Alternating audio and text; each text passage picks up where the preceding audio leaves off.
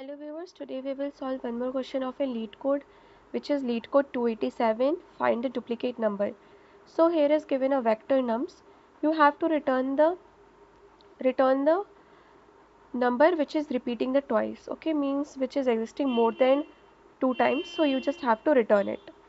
So let's do this. First you have to create unordered map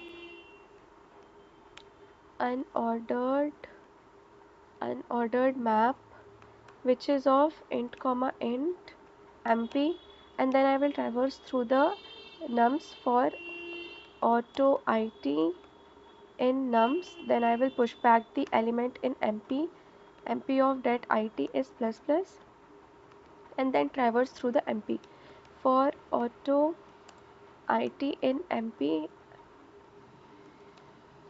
I will traverse int element equals to it dot first and int frequency equals to it dot second, and I will check if frequency is greater than 1, then I will put the n equals to element and then break, and after this you just have to return the n.